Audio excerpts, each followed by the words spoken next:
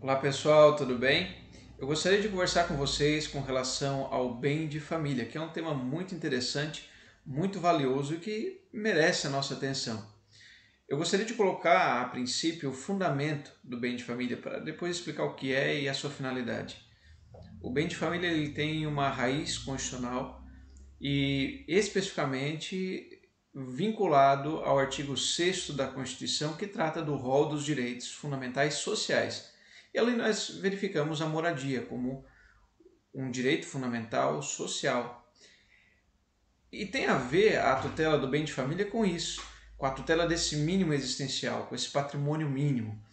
E é exatamente para isso que serve o bem de família, a proteção daquele mínimo existencial, daquela moradia, daquele bem que é fundamental para a família, protegendo e mantendo contra a penhora, contra a responsabilidade perante dívidas. Algumas, nem todas as dívidas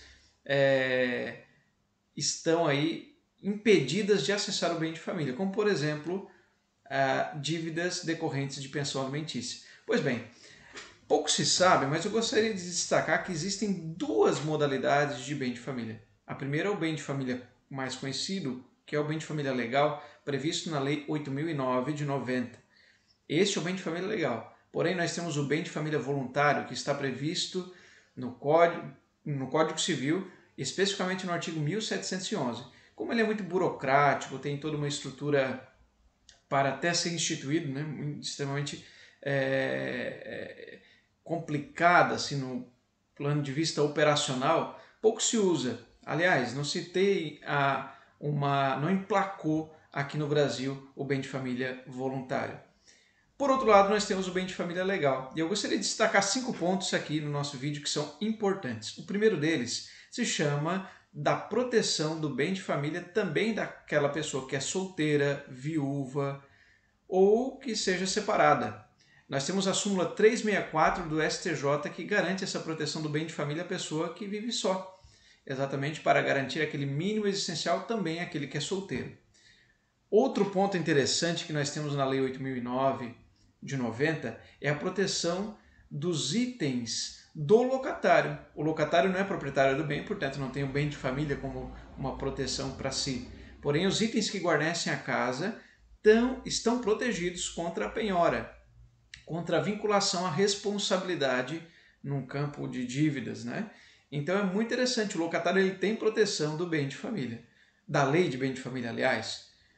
Outro ponto interessante, eu destacaria aqui a fundamentação que vem pelo STJ. O STJ ele tem muitas jurisprudências interessantes acerca do bem de família. Uma delas, por exemplo, é quando a pessoa tem o seu imóvel, seu único bem, locado, e esse valor do locatício é utilizado para garantir a moradia. Então, nesse sentido, se protege o bem de família, embora não seja usado concretamente, materialmente, ele serve à finalidade da proteção mesmo, né? Serve à família. E outro tema extremamente interessante é o chamado bem de família vazio.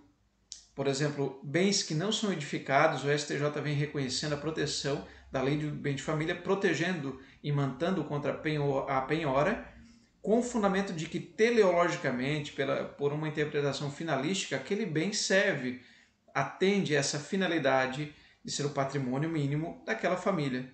E nesse sentido, nós temos vários temas, várias discussões aí, como por exemplo os bens suntuosos, né, os bens de luxo e a possibilidade ou não de penhora e tudo mais, mas aí fica como uma provocação para um outro vídeo, para uma outra possibilidade de estudo. No mais eu agradeço e que seja útil esse momento que nós passamos aqui. Um abraço.